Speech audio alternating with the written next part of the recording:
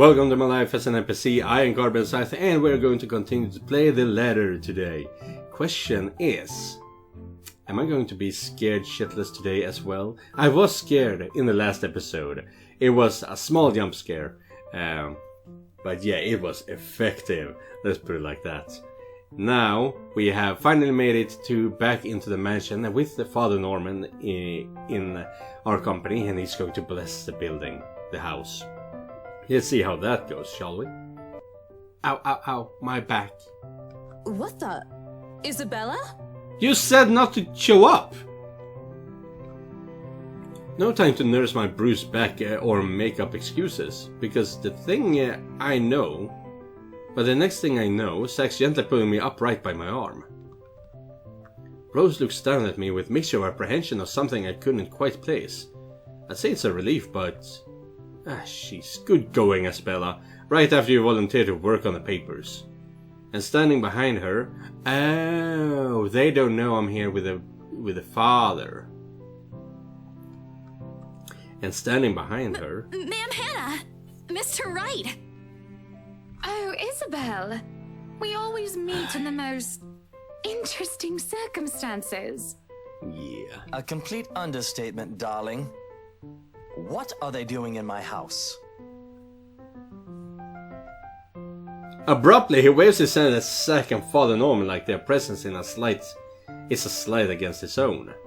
I thought you said you wanted to do paperwork duty. What are you doing here? Yeah. So, yeah. Like a deer caught in the headlights. Unfair, Rose. That's putting me on the spot. And it leaves me no other choice but to answer. The reason why I'm here? Well, spit it out, Lily. We don't have all day. Stop calling me Lily, you creepy creep. Frat boy. I'm just here to make sure everything is fine before you move in. I am so sorry, Mama. You said I'll go to hell if I lie. I likely will after this, but there's no other way. Well, it isn't entirely a lie. I am here to make sure no one disturbs them after they move in. It just so happens that what I'm checking for and trying to drive away is of the paranormal variety. Oh? The house appears impeccably fine to me. Mr. Rice shifts his eyes around in a careful manner, as if he's looking for faults in every crevice of the house. The grin on his face, though, when he returns his attention to me, is similar to what my Kuya Jordan had often given me when he was up to something. Similar to what my Kuya Jordan. Is Kuya a name or like another word for little brother? Or something like that. Because I would never say my little sister's name, for example. I would say my little sister. Usually a scare prank that inevitably ended in me crying. I never did forget the way my brother sneered at me then. A part of me thinks that perhaps, if I hadn't been the object of his mischief in childhood, I would have grown a little braver. Come on, little Lily. Lying doesn't do that cute little face any justice. I'm a very patient man. Now, why are you really here? Right now, in the face of almost identical expression, perhaps even crueler than what I'm used to, the lie I told falls apart. The truth is, I was just thinking we could have the house blessed before move-in day. And why would we ever need to have this house blessed? For luck and protection? You can just say it's a Philippine tradition, if you need to lie out somehow. I shrink under his scrutinizing gaze. For a second I think that he'll start shouting at me.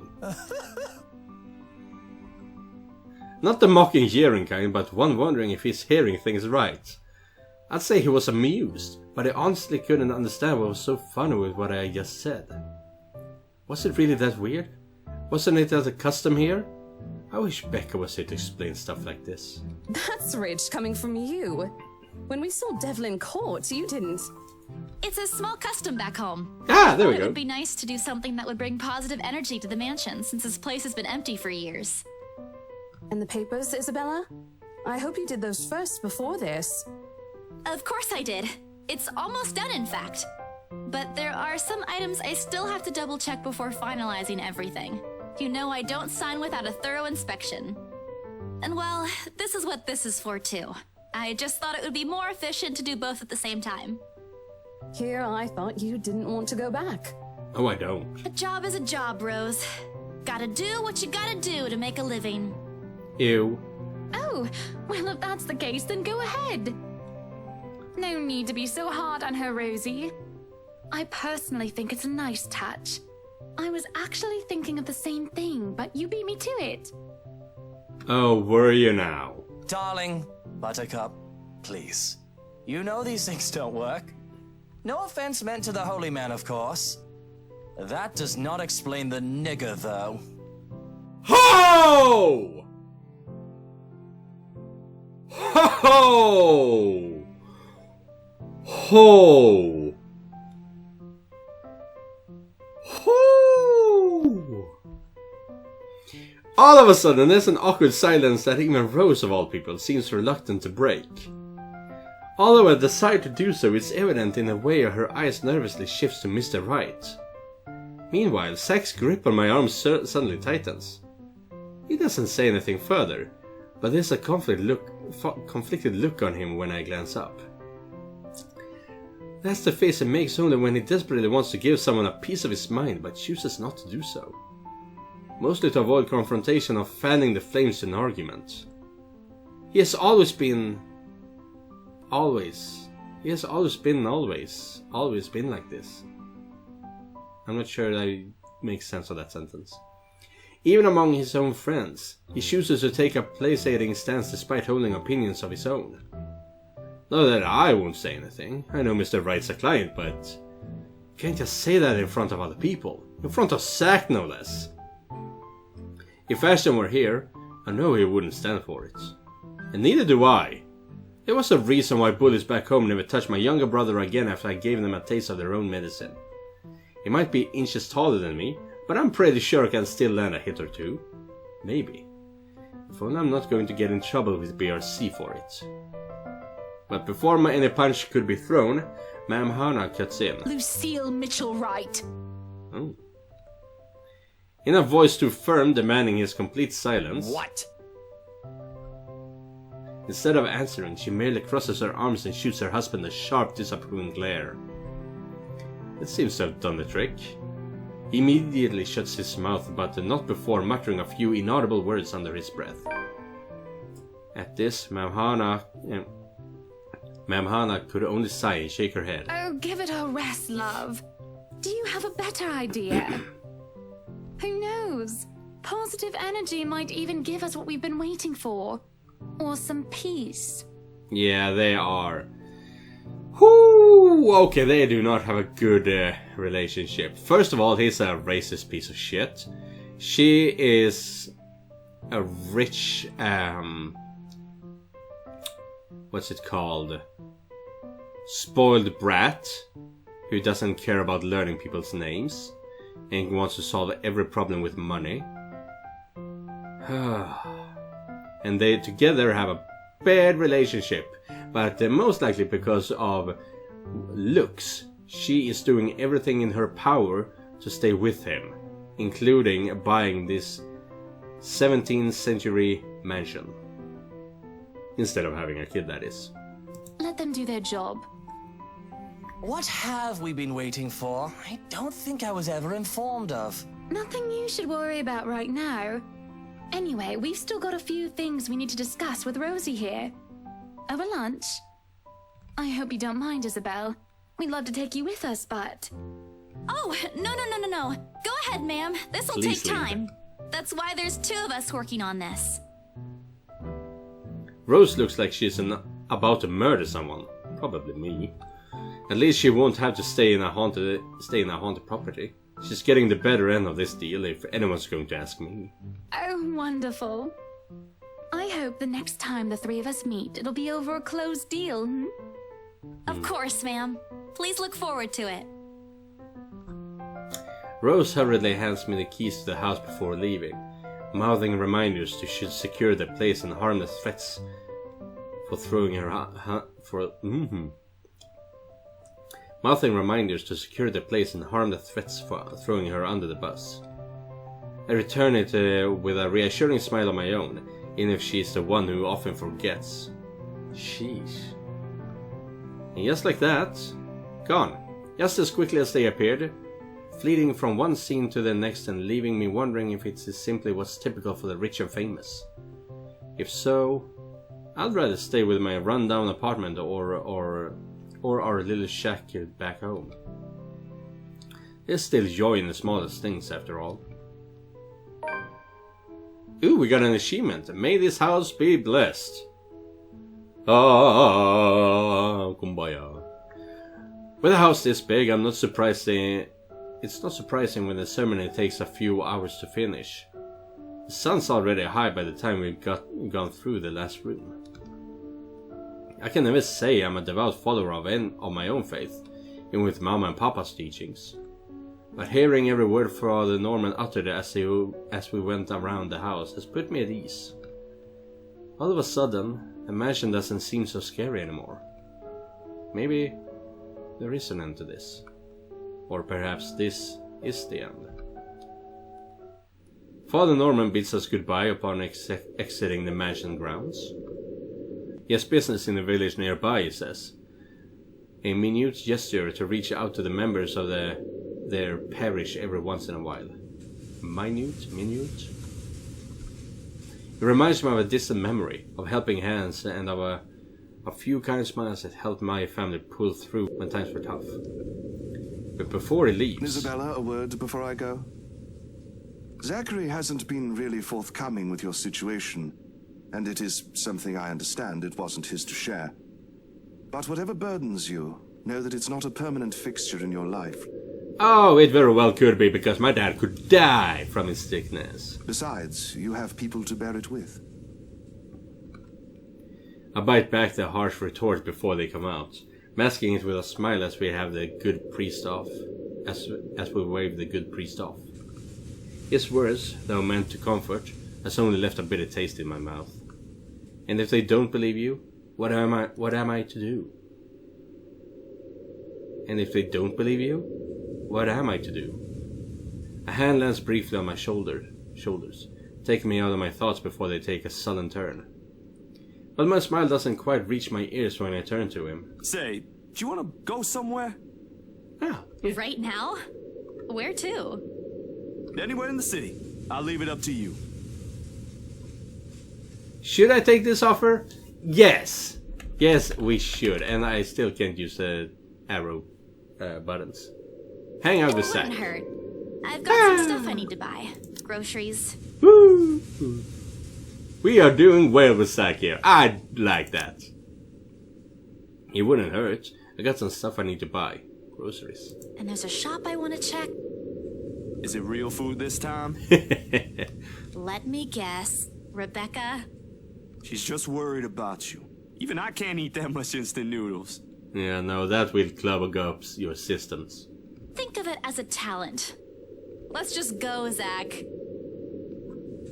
I smile, a real one this time, devoid of any unpleasant thoughts. Regardless of what happened between us these past few days, I don't want to think harshly of them. This is very nice. Zach had me wait on a nearby bench upon arriving, prior to going off somewhere. He hasn't returned since, and it's been a good 20 minutes of being left alone entirely to my thoughts. In this weather, the city park gives off a lazier and more languid vibe than usual. Where children are usually seen running around and playing, there are now people lying, leaning back on the picnic blankets, simply enjoying the afternoon sun. The smell of food drifts from a nearby cars, and if the wind blows in the right direction, one would catch the whiff of freshly trimmed grass, which is a lovely smell, can't deny that. I'd gladly sleep on this bench if I wasn't waiting for anyone.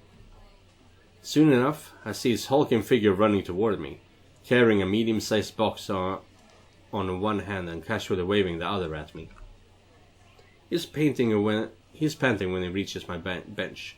Sweat drips profusely from his forehead, but there's a grin on his face. Sorry, the line was really long. Really long. You didn't have to run. Sit down first. Yeah, I am... Damn, we have just begun the game and I'm already shipping these two. Damn it. Nah, I'm good. Didn't want to make you wait for these. I already know what's in the blue box before he opens it. Yeah, see? Precious cinnamon roll. Well, what do you say, Gyepi? Are those good cinnamon buns? Cinnamon rolls? Whatever. However you say things. Are they good? Cinnamon rolls! All 6 of them topped with a white creamy cheese glaze. Are they usually topped with cheese? I have no idea. I never had that. That does not exist in Sweden. The very same one I bought after I sold my first property. After I met Zack, Ash and Becca. Funny how such a small thing could trigger a distant memory, no matter how mundane it is. I don't say no to free food, but why is he getting me these now? What for?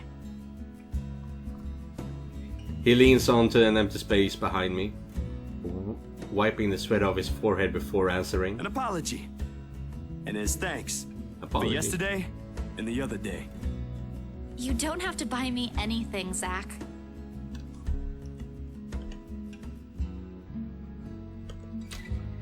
You were upset. You haven't been yourself recently, and people kind of miss that, you know? Are you just saying that, or... Nah, he's got a crush on you. No, really. Rebecca told me. You know how she is. Ashton, too. Ashton was an ass. He should have been named Ashhole instead. He went a little overboard, yeah. I can talk to him if you want. He'll still tease me about it, even if it's Rebecca telling him to stop. Besides, I can handle him. This picture is amazing. Just look at it. It is so cute, so pretty. You always do. And yesterday, when you talked me through my little slump, I thought, hey, I want our old Isabella back. Are you still upset? Well, you did see a ghost. There are times when I wish Zack had been my big brother, or Becca, my older sister. Maybe life would have been a little easier then. Maybe Papa wouldn't be as sick as he is. Maybe. Maybe let's read the journal.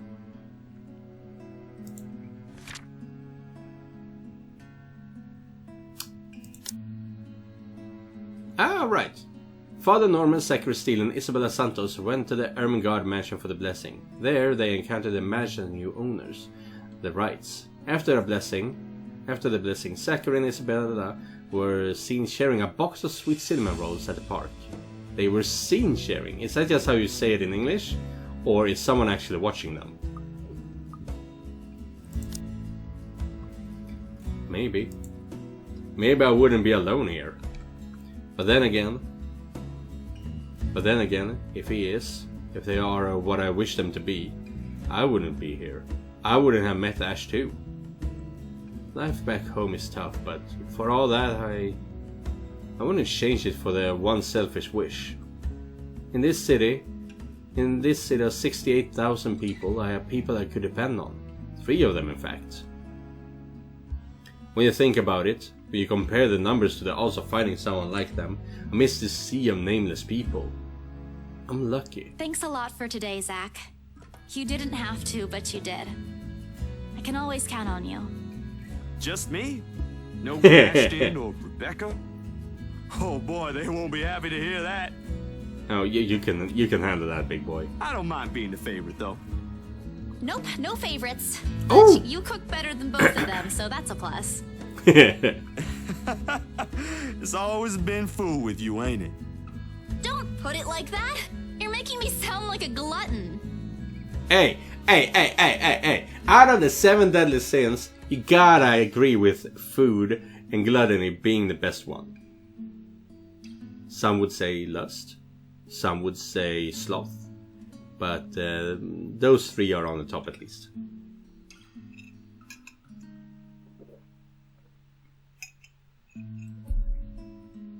I'm not saying you are, but it does feel good to know there's someone I can invite for food to be able to eat all of it. Only that? I thought we were also art buddies. Oh, so you're an aspiring artist then? Oh, that too. But the food thing really stands out when you think about it. You do eat a lot for someone your, size. Low blow. I take pride in my height. So, is it okay now? Do you feel better? Does it still scare you? A little. I'll be okay. I'll figure it out somehow. It's not as bad as the other day, and Father Norman helped too. I should have brought something to thank him. Oh, we could visit him anytime. He loves hearing from the young ones. He isn't that old, is he? Don't know. He doesn't tell. Well, he sounds old. I think I might have seen his face somewhere before. I just couldn't recall when or where. Ash says he looks like his boss, so the bartender at the local pub if he squints. Don't take his word for it, of course. He might have accidentally inhaled something from the forensic lab again when he said that. Okay, so long shot here. Is Father Norman like a ghostly character that just shows up regardless of where you are in the story? It would be cool. Scary as all hell. This time the laughter that comes from both of us is genuine. Back to the usual.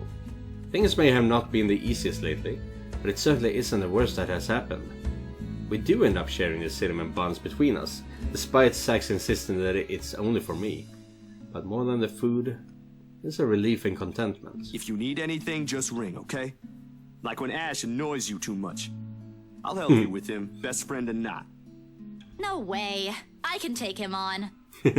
Still an extra muscle wouldn't hurt, yeah? Just let me know, and I'll back you up. My sister knows this one thing to shut him up when he's being his usual self. Oh. Ask me what it is whenever you want, and I'll spill it. Ooh. I don't think that's necessary, but thanks. I'll keep that in mind. He leaves with a smile and a wave, off to some new gig again. As for me, we still need to talk, Becca, Ash and I. Put petty arguments aside like the adults we all are. This, however, is a start, no matter how small it may be. I just hope I can keep things safe. A light wind blows again, sending dried leaves swirling and the distinct smell of earth into the air. For the first time, the sunlight feels less harsh. Maybe my walk is good. I need to visit the grocery too. Come to think of it, wasn't there an art store that opened recently near the park?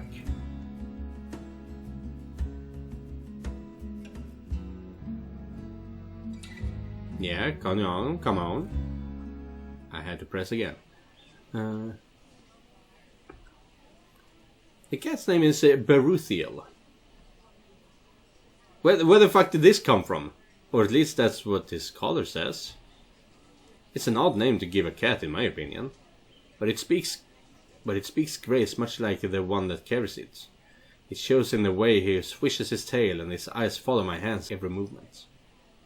Where did we meet a cat? Did something happen that I missed? Nope. Oh, yeah. Come to think of it, wasn't there an art store that opened recently near the park? Time goes by, the cat's name is Beruthiel. Okay. I'm not sure what he finds fascinating in me, to be honest. I wasn't a very patient or great when he found me, after all. It was a bad idea, carrying 2 heavy bags of newly bought art materials and groceries without help or a sure ride home. In hindsight, perhaps I shouldn't have bought all of these at the same time. I didn't even make it past the park. And now, I'm suffering underneath the glaring afternoon sun, hunched up on the park bench and drenched in a sweat, in the company of a cat curiously watching my every movement. I hope it stays where it is. It's just a black cat, but back at home, they're considered ill omens. Don't look at me like that. I can act graceful as well if I want to. Not that I've ever acted graceful in my life, of course. Growing up with rowdy younger brothers and a sister does that. Or maybe it's the opposite. I used to call me a little troublemaker before.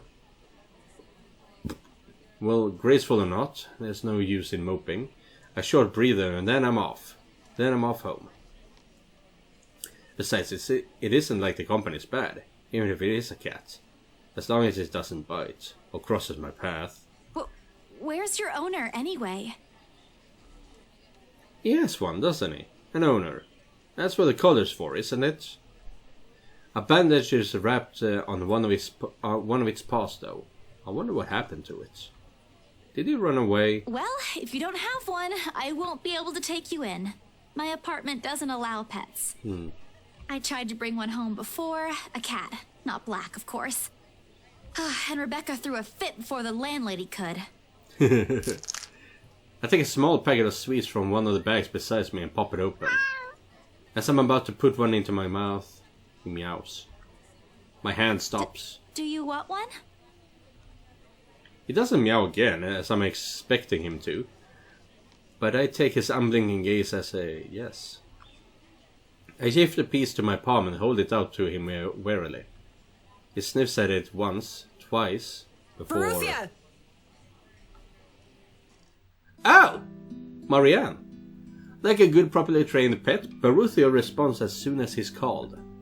Recognition comes as soon as my head snaps in the direction of the voice. Miss McCullough's hard to miss. What's with her height? I'm sorry. Did my cat hurt you?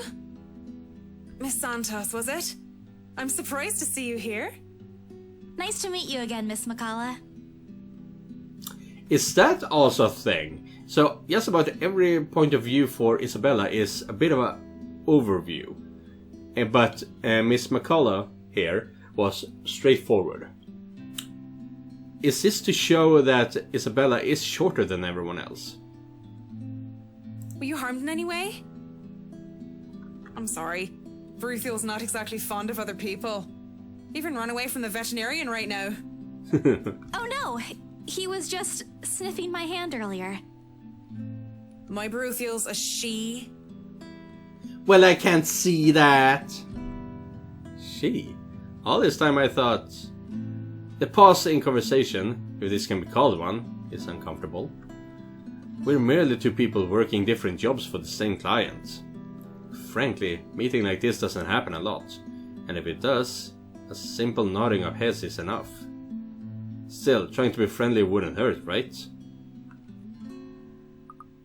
Talk about the cat. Talk about her job. But she's off hours, she probably don't want to talk about the rights. Talk about her cat. Let's see, how did that go? That failed. Damn it. I keep my tone cordial and warm. I'm actually surprised you have a cat, Miss McCullough. And why exactly is that? There are a lot of people who have pets. Yeah, but not a black one. I'm amazed you're taking care of one. I don't understand what you're trying to get at. Is there a problem with my cat? Yeah, geez, she is very hostile. No, not at all. She's very sweet. Just in other cultures, aren't they a sign of bad luck? I wouldn't know. Back at home it is. My grandmother used to tell me stories about it. Nothing has happened to me so far. And I don't know if black cats are that bad in Great Britain English lore, but they do have the black dog. Now that is bad shit. It's essentially a hellhound. Displeasure is evident on her face. Of course. I've forgotten that for other people, black cats are an omen of good luck. There you go again, running your mouth off, Isabella. I've ran my brain back for a way to remedy the situation, but she holds out a hand. This is a good place to stop and end this conversation, don't you think so? It is good to see you again, Santos. A complete dismissal if I've ever heard one. Jeez, I fucked that one up. I watch her as she leaves, though she stops shortly before crossing the threshold separating the park and the street. She faces me again, looking like there's something she has forgotten to say. By the way, about the Ermengarde mansion, with my clients, it's the rights, I mean. I hope you don't mind me asking, but has the deal been finalized? There's still a few papers they need, but the house is more or less theirs now. Ah, thank you. That's all I needed to know. Wait, about the mansion, The letter, the same one they saw. Whoever she is asking for help. Someone. I want to tell Miss McCullough that the urban legends aren't just legends anymore. They're real. She is not going to believe me. Don't mind me. I need to go too. Have a good day, Miss McCullough.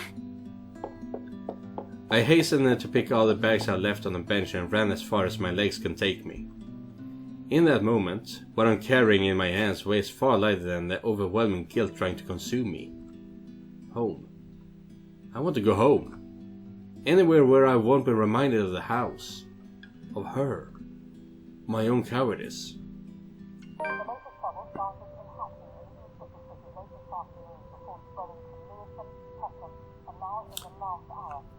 I'm trying to figure out if they're saying something on the news, but it's really hard to hear. And the clock is always showing 5. Okay. The food tastes less appetizing tonight. That is a scrawny cat. While looking after a lost cat, Isabella Santos met the interior designer Marianne McCullough by chance. She also happened to be the cat's owner. The two were seen having a small talk before Isabella abruptly left. Pity. One would think that someone who had been on a continuous binge on instant noodles would find a home-cooked meal enjoyable. But it isn't. Hunger isn't what's gnawing at me tonight, neither are my sore muscles. The TV runs loudly in the background, but what it says barely registers in my brain. It's hard when the things you're trying to forget keep returning to the forefront of your mind. It distracts you, eats at you, devours you. I wish it would stop. I wish I wasn't the one who picked it up. I wish it was somebody else. In other local news, a woman was found dead in her home.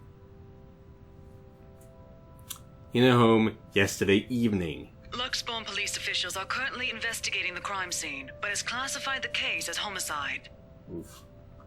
Huh? The victim, identified as Rose Pamela Cooper, 33 years old, working as a real estate agent.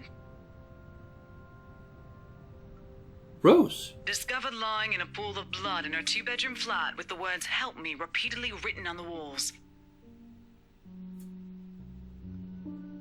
Oh, that is horrifying. Oh, fuck you!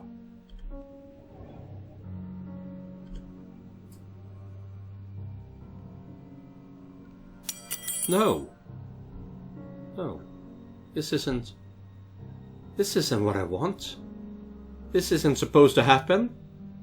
None of this is supposed to happen. No one's supposed to die. Another victim by the Anston Butcher. Those are just stories, right? Legends. That's what everyone has kept telling me, so why? And I immediately rushed to my study table in search of my phone. My hand, cold from dread, clings tightly to it as soon as I touch its edges.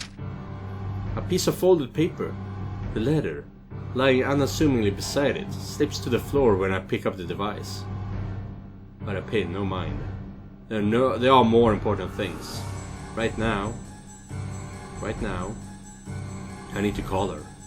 I need to call her. I was with her. I was just with her not too long ago and she was okay. No. It isn't Rose. I'm sure of it. Let's talk to her and... A sob escapes me and hot tears begin to blur my vision.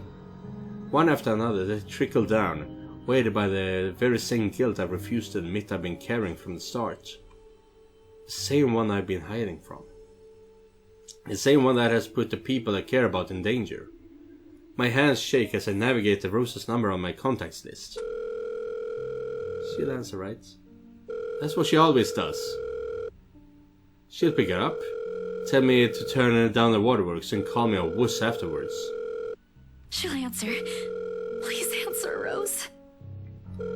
Again and again, I dial, whispering, praying, pleading. Come on, Rose! Don't do this to me! Please pick up!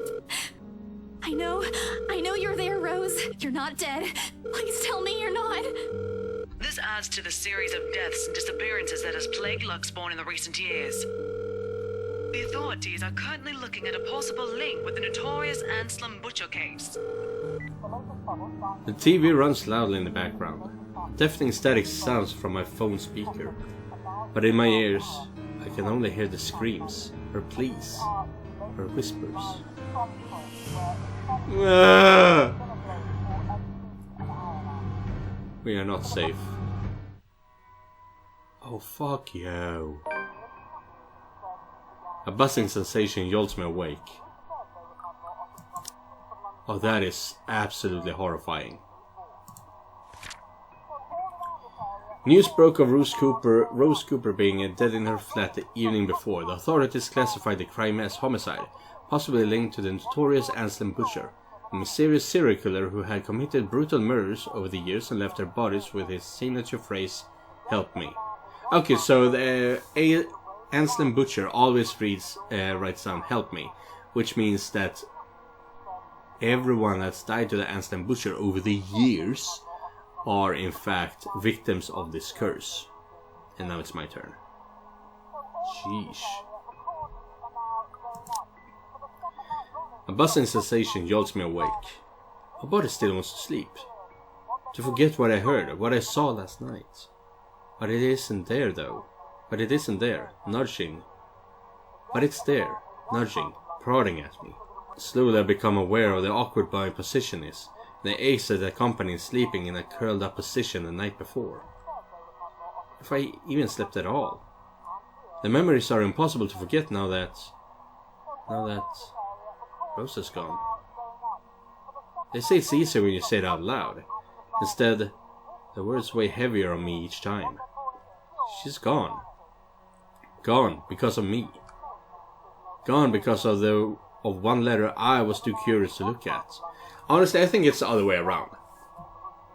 That the curse was active at 2 points at the same time. Rose did not die because you showed her the letter. I think Rose found the letter, ignored it, and did not show it to 5 other people. And that's why she died. And then you found it and you shown it to at least 5 different people. Rose being one of them. Right, I did count to 6. So 5 different people. Yeah. You have shown it to 5 other people. So Isabella is safe, possibly. Ooh, that's so cool. We're going to watch everyone die around her. That is just horrifying.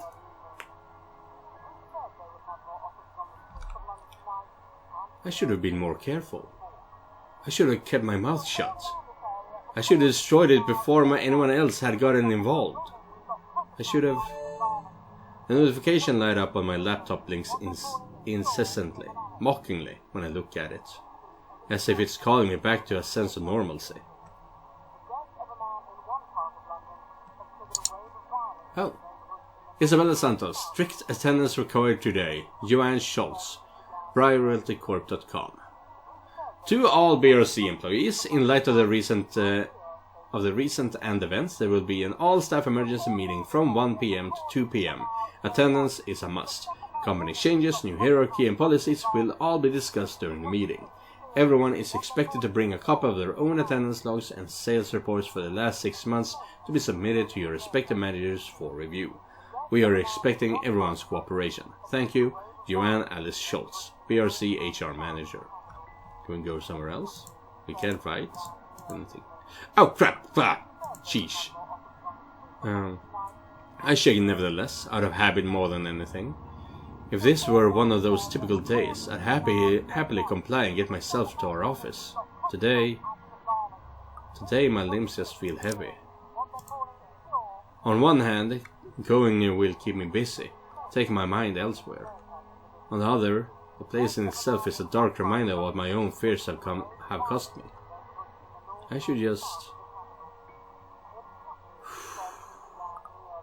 go to work, stay home.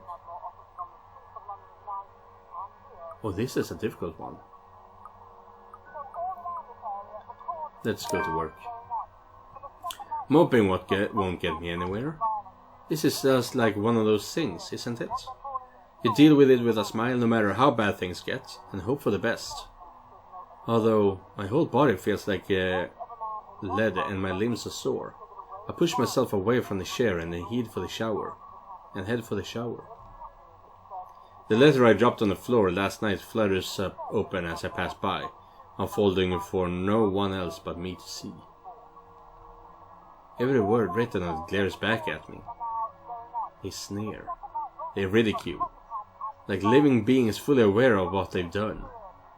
With a huff, I pick it up and shove it in my bag, perhaps with more anger and frustration than I'm used to showing. This too, I'll deal with. Somehow, I'll find a way to make things right. I have to, before it takes more people from me. Even if I must do it on my own.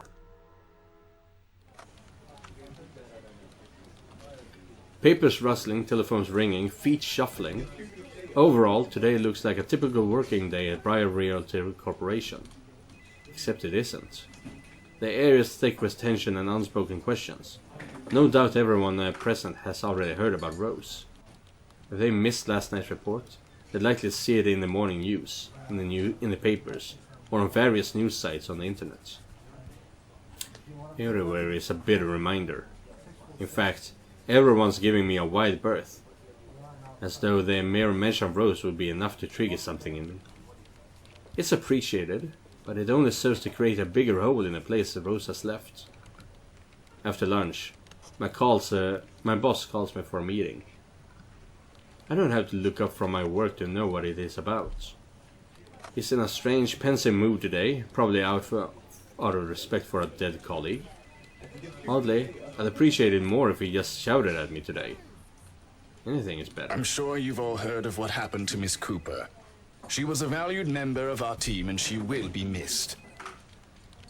There's no date for a funeral yet, but those who wish to attend, kindly speak with your respective supervisors. By the way, has anyone heard about our still AWOL staff? I think they're dead too. None?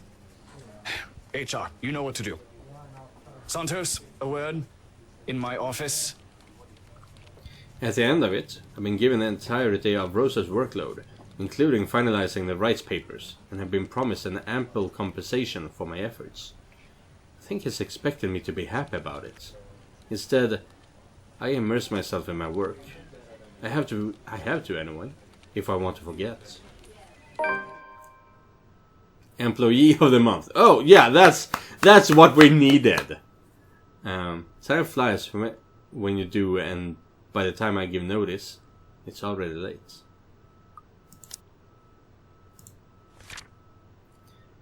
News broke of Rose Cooper's being found dead in the flat the evening before. The authorities classified the crime as a homicide, possibly linked to the notorious Anston Butcher. Yeah, we already read this. Ah, okay, I read the wrong day. Isabella Santos drowned herself with work the whole day to forget about the devastating news of her mentor's death. However, she ended up stumbling upon the mysterious disappearances of her other colleagues, and just when she realized something important. Ooh. Yeah, they told me a bit too much there.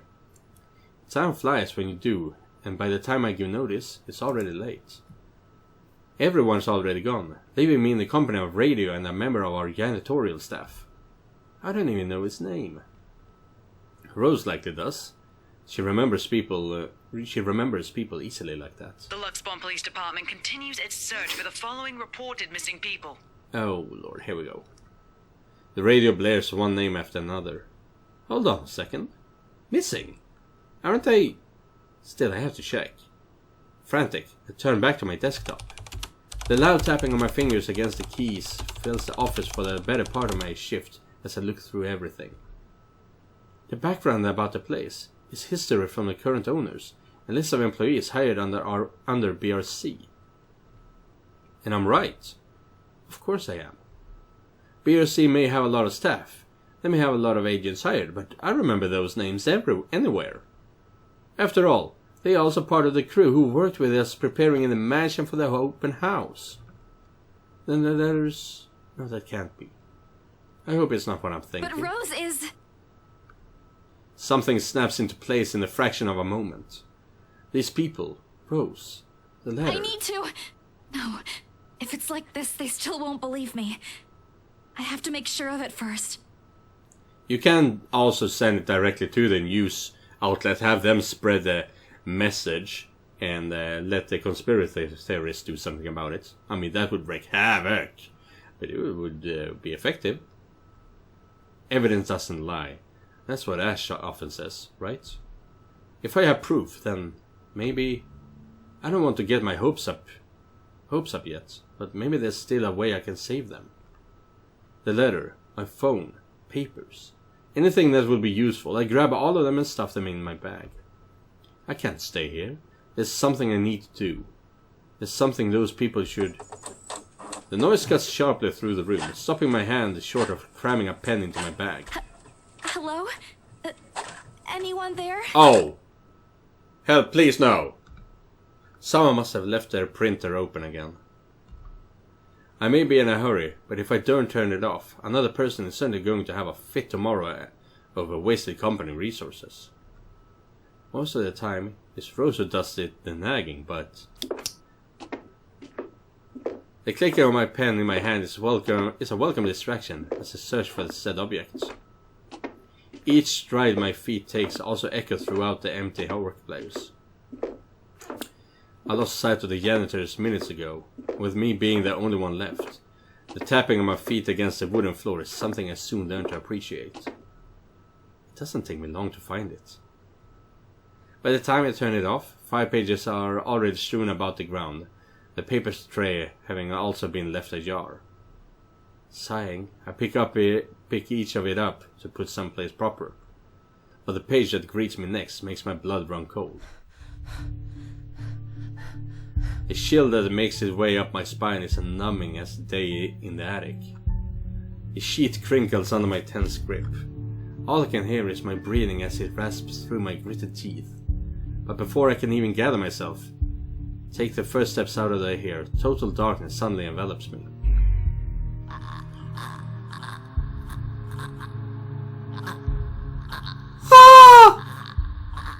And as if airing the horrid thoughts running through inside my head right now, something snaps. A soft creep grating through the thin veil of stillness that has descended into the room. Every muscle, every bone in my body goes rigid at the sound. Familiar. So familiar now. Yet my own treacherous curiosity still presses me to take a careful peek over the cubicle's wall. Oh, that is a different art style! It's her. Standing in the only exit of the office, albeit facing away from me. She doesn't even need to turn around for me to know it's the same misshapen face, tattered clothes and unsightly gait. The same person in the attic. I take a step back. The pen I'm holding slips from my hand and... her entire head turns. Oh, fuck you! Fuck you! A scream almost escapes my mouth and I duck under my table as quickly as I can. My heart is pounding hard against my chest. I can hear the bone-chilling sounds of her walk, the weird clicking that follows her, and the telltale squelch of something wet as she walks towards me. Nearer, nearer. The sounds are slowly getting louder. The only thing keeping the whimper from escaping me is my hand as it covers my mouth. Someone, please save me. Anyone! I close my eyes, muttering a continuous stream of prayers, all while attempting to steady my own breathing. Please, please, don't let her hear me. Oh, fuck it! What? Oh, okay.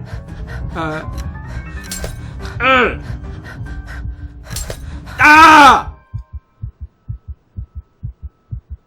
That was difficult! in heaven, hallowed be thy name. Thy kingdom come, thy will be done, on earth as it is in heaven. Give us this day our daily bread, and forgive us our trespasses, as we forgive those who trespass against us. And lead us not into temptation, but deliver us from evil. Amen. When the last lines of my prayer had left me, all that remains is a hush. Neither her footsteps nor those chilling sounds she makes. Only silence. Is it safe? Another second passes, and when nothing comes... What? Oh! Oh!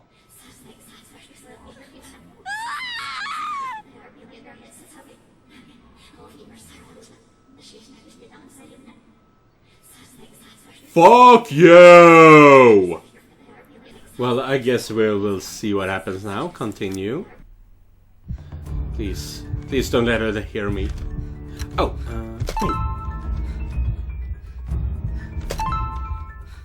okay, much easier. Okay, now I see.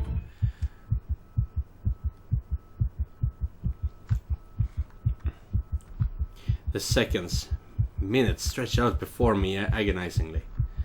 Is she gone? Slowly, I open my eyes to take a peek. Ah! I don't dare to move or make a noise. In the face of such terror, I can only beg that all silent pleas to whoever it is out there. Please don't let her know this. I want to live.